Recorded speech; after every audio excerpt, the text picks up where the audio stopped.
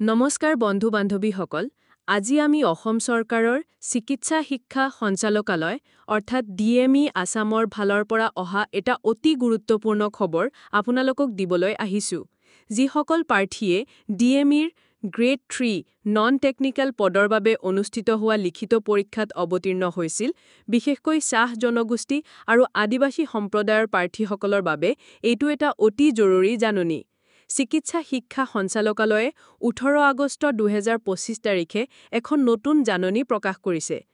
জাননীখনৰ মতে যিসকল চাহ জনগোষ্ঠী বা আদিবাসী সম্প্ৰদায়ৰ প্ৰাৰ্থীয়ে 30 মাৰ্চ 2025 তাৰিখে অনুষ্ঠিত হোৱা গ্ৰেড 3 নন টেকনিক্যাল পদৰ লিখিত পৰীক্ষাত অৱতীৰ্ণ হৈছিল তেওঁলোকে তেওঁলোকৰ সংৰক্ষণৰ দাবী অৰ্থাৎ ক্লেইম ফৰ ৰিজাৰ্ভেশ্যন অনলাইন যোগে দাখিল কৰিবলৈ নিৰ্দেশ দিয়া হৈছে।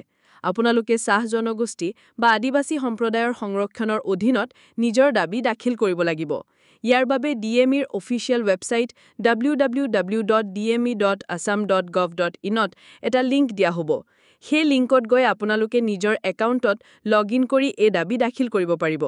এই দাবী দাখিল কৰাৰ বাবে লিংকটো খোলা থাকিব 19 আগষ্ট 2025 তাৰিখৰ পৰা 25 আগষ্ট 2025 তাৰিখলৈকে। অনুগ্ৰহ কৰি তাৰিখটো মনত ৰাখিব 25 আগষ্টৰ পাছত কিন্তু আৰু সুবিধা নাথাকিব। আৰু এই জাননীখন কেৱল চাহ জনগোষ্ঠী আৰু আদিবাসী সম্প্ৰদায়ৰ প্ৰাৰ্থীসকলৰ বাবেহে যিসকলে 30 মাৰ্চ 2025ৰ লিখিত পৰীক্ষা দিছিল। তেওঁলোকে সংৰক্ষণৰ বাবে অনলাইন যোগে দাবী দাখিল কৰিব লাগিব।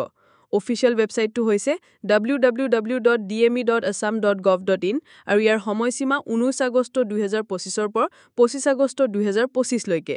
গতিকে আপোনালোকৰ মাজৰ যিসকলে বা আপোনালোকৰ কোনোবা চিনাকি লোকে যদি এই পৰীক্ষা দিছিল আৰু তেওঁলোক চাহ জনগোষ্ঠী বা আদিবাসী সম্প্ৰদায়ৰ হয় তেন্তে তেওঁলোকলে এই খবৰটো সোনকালে জনাই দিয়ক যাতে কোনেও এই গুৰুত্বপূৰ্ণ সুবিধাটোৰ পৰা বঞ্চিত নহয়।